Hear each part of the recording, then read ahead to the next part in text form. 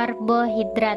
Istilah karbohidrat berasal dari glukosa sebagai karbohidrat pertama yang berhasil diperoleh secara murni. Glukosa dengan rumus molekul C6H12O6 atau CH2O sebanyak 6 kali disangka sebagai senyawa hidrat dari karbon. Tetapi kemudian istilah ini diketahui merupakan istilah yang salah karena karbohidrat merupakan suatu polihidroksi dari aldehid dan keton atau turunannya. Glukosa mempunyai nama lain dextrosa. Karbohidrat diperoleh dari tanaman melalui proses fotosintesis. Dengan bantuan sinar matahari, maka CO2 dan H2O akan diubah menjadi glukosa dan O2. Karbohidrat ini menjadi sumber energi apabila dikonsumsi melalui proses metabolisme dalam tubuh. A. Klasifikasi karbohidrat. Berdasarkan ukuran molekulnya, karbohidrat diklasifikasikan menjadi 1. Monosakarida. Monosakarida yaitu karbohidrat yang tersederhana yang tidak dapat dihidrolisis menjadi molekul karbohidrat yang lebih kecil. Contohnya, glukosa, fruktosa, galaktosa. Dan berdasarkan jumlah atom C pada monosakarida dibedakan menjadi triosa. Triosa yaitu monosakarida terkecil dengan atom C yaitu gliseraldehida dan dihidroksiaseton. Tetrosa. Tetrosa yaitu terdiri dari 4 atom C, misalnya eritrosa. Pentosa. Pentosa yaitu terdiri dari 5 atom C, misalnya ribosa. Heksosa. Heksosa yaitu terdiri dari 6 atom C, misalnya glukosa. Heptosa. Heptosa yaitu terdiri dari 7 atom C, dan seterusnya.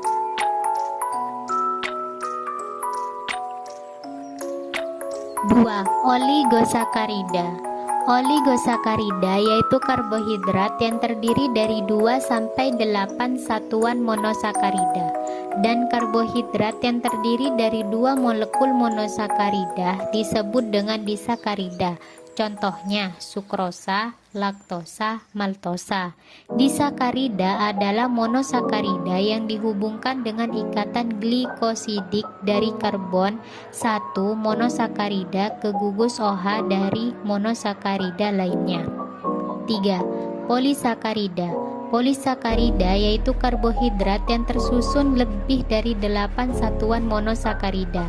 Polisakarida adalah senyawa yang tersusun dari banyak molekul monosakarida yang dihubungkan dengan ikatan glikosida. Contoh polisakarida yang berfungsi sebagai bahan bangunan yaitu selulosa dan kitin, dan berdasarkan gugus yang dikandungnya dibedakan menjadi aldosa. Aldosa mengandung gugus aldehid, misalnya glukosa, dan ketosa. Ketosa mengandung gugus keton, misalnya fruktosa. B. Konfigurasi monosakarida. Yang pertama, proyeksi Fischer dan konfigurasi rectus atau sinister. Karbohidrat memiliki atom-atom karbon kiral. Proyeksi Fischer menggambarkan bentuk 3 dimensi molekul ini menjadi bentuk 2 dimensi dalam bidang datar. Proyeksi Fischer ini menunjukkan penataan gugus-gugus di sekitar atom karbon kiral. Karbon kiral atau karbon asimetrik adalah karbon yang mengikat 4 gugus yang berlainan. Molekul-molekul kiral yang tidak dapat dihimpitkan pada bayangan cerminnya merupakan senyawa enantiomer. Penamaan untuk enantiomer menggunakan konfigurasi rectus atau sinister.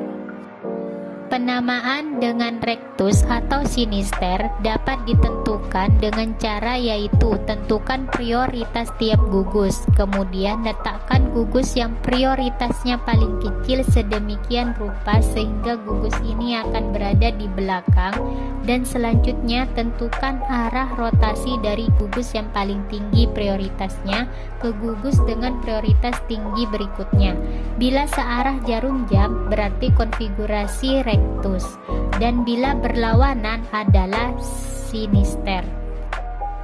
Yang kedua, konfigurasi D dan L pada monosakarida. Untuk memberikan tanda D atau L yang digunakan sebagai patokan adalah letak terikatnya gugus OH pada atom karbon kiral terbesar atau karbon kiral terjauh dari karbon 1. Suatu monosakarida anggota deret D jika hidroksil pada karbon kiral yang terjauh dari karbon 1 terletak di sebelah kanan dalam proyeksi Fischer. Bila hidroksil pada karbon kiral terjauh dari karbon 1 terletak di sebelah kiri, maka monosakarida tersebut merupakan anggota deret L. Yang ketiga, konfigurasi aldoheksona. Glukosa mempunyai 6 atom karbon, 4 diantaranya bersifat chiral, yaitu karbon 2, 3, 4, dan 5. Proyeksi Fischer dari semua D-aldosa dari D-gliseraldehida sampai dengan D-aldoheksona dimulai dari triosa, yaitu D-gliseraldehida yang menghasilkan sepasang tetrosa, kemudian tiap tetrosa menghasilkan sepasang pentosa, dan tiap pentosa menghasilkan sepasang heksosa. C. Monosakarida bentuk siklik. Reaksi umum antara alkohol dan aldehida ialah pembentukan hemiasetal. Monosakarida dalam bentuk hemiasetal cincin 5 anggota disebut furanosa dari nama furan, senyawa heterosiklik oksigen 5 anggota. Monosakarida bentuk hemiasetal cincin 6 anggota disebut prianosa dari nama piran. Contoh penamaannya D-glukopiranosa dari D-glukosa atau D-fruktofuranosa dari fruktosa. Pemaparan struktur siklik gula lebih baik dikembangkan rumus perspektif Haworth. Pada rumus Haworth, gugus CH2OH ditempatkan di atas bidang cincin untuk deret D, dan di bawah bidang cincin untuk deret L. Gugus yang berada di sebelah kiri dalam proyeksi Fischer akan berada di sebelah atas dalam rumus Haworth. Selain dalam bentuk rumus Haworth, cincin prionosa dapat juga digambarkan dalam bentuk rumus konfirmasi. D. Glikosida. Bila suatu hemiasetal diolah dengan alkohol, maka akan dihasilkan suatu senyawa asetal. Asetal yang terbentuk dari reaksi suatu glukopiranosa akan menghasilkan senyawa glikosida. Glikosida dapat dihidrolisis menjadi bentuk hemiasetal bila direaksikan dengan asam dalam air. E. Reaksi monosakarida. Yang pertama, oksidasi monosakarida. Gugus aldehida dapat dioksidasi menjadi gugus karboksil. Gula mempunyai gugus aldehid. Salah satu zat pengoksidasi yang dapat mengoksidasi gula adalah reagensia tolens, yaitu suatu larutan basa dari AgNH32+ gula yang dapat mengalami oksidasi karena reagensia tolens ini disebut sebagai gula pereduksi karena gula dapat menyebabkan reduksi dari zat pengoksidasi tersebut. Reaksi ini ditandai dengan terbentuknya cincin perak yang merupakan endapan dari Ag. Zat pengoksidasi yang lain yang dapat bereaksi dengan gula adalah reagensia Benedict, yaitu Cu+ dalam natrium sitrat, dan reagensia Fehling, yaitu Cu+ dalam natrium tartrat. Fruktosa tidak memiliki gugus aldehid, tetapi fruktosa juga merupakan gula pereduksi karena dalam suasana basa. Fruktosa berada dalam keseimbangan dengan dua aldehid diastereomerik. Reagensi tolens dapat mengoksidasi suatu aldosa menjadi asam aldonat, tetapi kondisi basa dapat menyebabkan dekomposisi dari karbohidrat, sehingga untuk mendapatkan hasil asam aldonat yang lebih mudah dan murah dapat digunakan reaksi larutan brom atau Br2.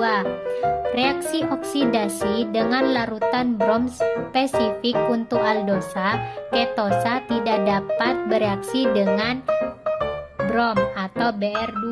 Bila oksidasi monosakarida menggunakan suatu zat pengoksidasi kuat seperti HNO3, maka gugus hidroksil ujung dan gugus aldehid pada monosakarida akan dioksidasi menjadi karboksilat. Yang kedua, reduksi monosakarida. Reduksi aldosa atau ketosa dapat dilakukan dengan zat pereduksi seperti hidrogen dan katalis atau suatu hidrida logam. Hasil reduksi berupa polialkohol yang disebut alditol. Produk reduksi D-glukosa disebut D-glusitol atau sorbitol. F. Uji karbohidrat. Yang pertama, uji Mollins. Uji yang didasari oleh reaksi karbohidrat oleh asam sulfat dan membentuk cincin furfural atau hidroksil metal furfural yang berwarna ungu. Yang kedua, uji Tollens. Salah satu uji yang digunakan untuk membedakan mana yang termasuk senyawa aldehid dan mana yang termasuk senyawa keton.